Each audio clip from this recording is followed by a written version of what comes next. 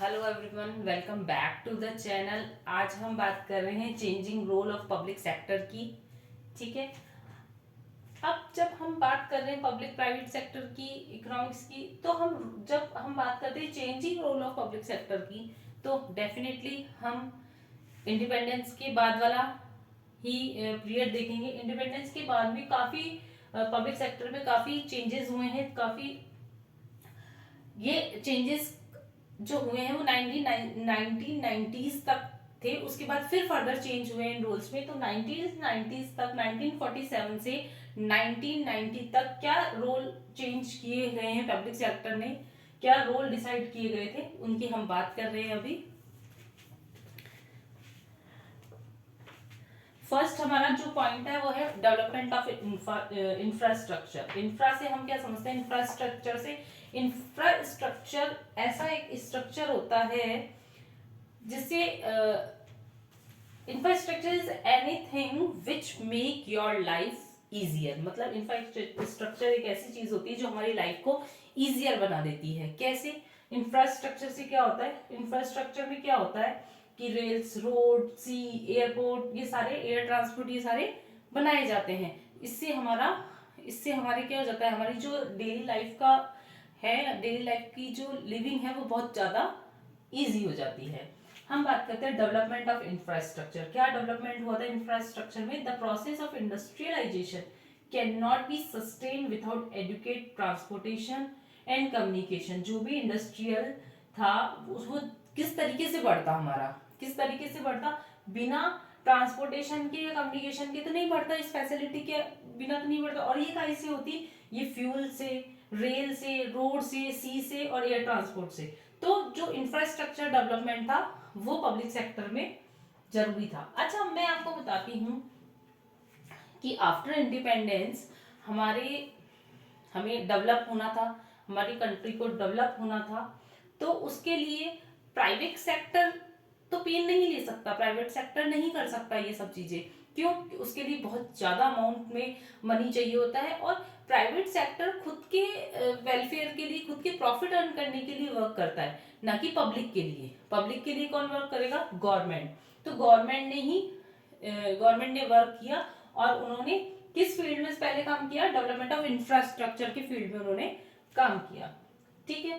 Private sector जो है वो प्रॉफिट अर्न करने के लिए ही वर्क करता है और वो ऐसी जगह मनी नहीं लगाना चाहता, इन्वेस्ट नहीं करना चाहता ऐसी जगह जिसका प्रॉफिट उसको 4-5 साल तक ही ना मिले।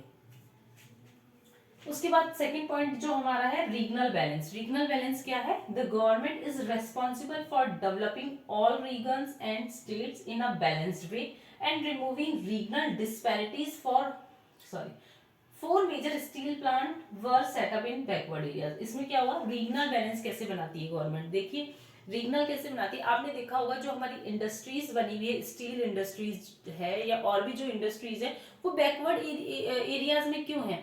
बॉम्बे में क्यों नहीं है? कैलकाटा में क्यों नहीं? मतलब जो डेवलप्ड सिटीज है उसमें क्यों नहीं है? बैकवर्ड एरियाज में क्यों है? क्यों? ताकि जो गवर्नमेंट है वो ये चाहती है कि हमारा हर स्टेट बराबर से डेवलप्ड हो। ऐसे नहीं है कि जो डेवलप है वही डेवलप होता जाए, जो बैकवर्ड में जा रहा है वो बिल्कुल अंडर अंडर में चला जाए। नहीं, वो चाहता है कि ठीक है, अगर हम बैकवर्ड एरिया में कोई इंडस्ट्री खोलेंगे तो उसके सब्सिट्यूट्स में बहुत सारी इंडस्ट्रीज, बहुत सारे वर्क उसके अंडर में खुल जाएंगे, तो वो एरिया भी डेवलप होगा। वो इसी कारण से जो होता है रीजनल बैलेंस बनाती है गवर्नमेंट। ये कौन बना सकती है? गवर्नमेंट ही बना सकती है। गवर्नमेंट के पास ही इतनी गवर्नमेंट ही कर सकती है। ठीक है। जो 4 मेजर स्टील प्लांट लगाए गए हैं वो भी बैकवर्ड एरियाज में ही लगाए गए हैं। ठीक है। अब हम बात करते हैं इकोनॉमिक ऑफ स्केल की। ठीक है। Where large scale industries are required to be set up with huge capital outlay. Means economic of scale कौन कर सकता है? गवर्नमेंट कर सकती है। क्यों? क्योंकि उसमें लार्ज स्केल पर बड़ी उस लेवल पे इंडस्ट्रीज खोली जाती है और उसके लिए बहुत सारा पैसा चाहिए होता है। वो गवर्नमेंट ही लगा सकती है, प्राइवेट कंपनी नहीं लगा सकती, प्राइवेट सेक्टर नहीं लगा सकता। For example electric power plant, natural gas, petroleum, telephone industries. अगर प्राइवेट सेक्टर लगाता भी है ये, तो जो नॉर्मल पर्सन है उसको तो बहुत ज्यादा कॉस्टली पड़ जाएगा, क्योंकि वो अपने वेलफेयर के लिए भी वर्क करेगा। आप सोच लीजिए इलेक्ट्रिक पावर अगर प्राइवेट हाथों में चल जाए तो इलेक्ट्रिसिटी कितनी महंगी हो जाएगी, हमें एक लाइट भी सोच सोच कर जलानी पड़ेगी। ठीक है, अब हम बात करते हैं check over concentration of economic power. Check over concentration of economic power means suppose आप कोई वर्क कर रहे हैं, उसमें कुछ लोगों के हाथ में पैसा दे दिया, ठीक है, और बाकियों के हाथ में नहीं है, तो इस तरीके से तो बैलेंस इम्बैलेंस हो जाएगा। इस तरीके से तो हम चल ही नहीं सकता, हमारी जो इकोनॉमिक है वो कंट्रोल में नहीं रहेगी।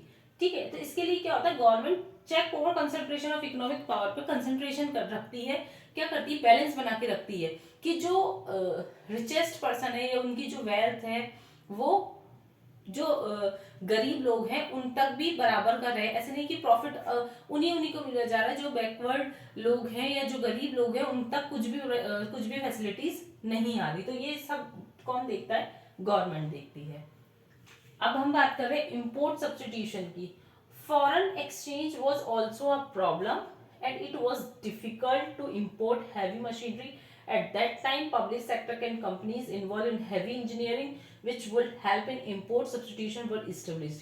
इसमें क्या है, जो फॉरेन एक्सचेंज होता था बहुत प्रॉब्लम्स होती थी, बहुत तरीके की दिक्कत होती थी, बहुत डिफिकल्टीज होती थी बड़ी बड़ी मशीन्स को इंपोर्ट कराने में। तो क्या हुआ कि गवर्नमेंट ने ये फैसला किया कि हम यहीं पे वो चीजें बनाते हैं, इलेक्ट्रॉनिक जो आइटम्स होते हैं या जो भी चीजें हैं जो हम बाहर से मंगवाते हैं वो हम यहीं बनाने की कोशिश करते हैं। ठीक है, तो इसी कारण यहाँ पर कंपनीज बनी, इस्टेब्लिश्ड हुई, ठीक है, और सक्सेस भी हुई वो इस फील्ड में। गवर्नमेंट ने उनको बोल दिया कि आप यहाँ खोलिए अपने, हम बाहर से मंगवाएंगे, इससे बढ़िया हम यहीं से खरीदेंगे ना, तो वो आप यहीं बनाइए और हम यहीं से ही परचेज करेंगे। ठीक है, तो इंपोर्ट सब्स्टिट्यूशन भी तब से लागू हुआ, तब स्टार्ट हुआ। अब हम बात करते हैं गवर्नमेंट पॉलिसी 1991। फिर गवर्नमेंट पॉलिसी 1991 हुआ, 90s तक, 1947 से 90s तक हमारी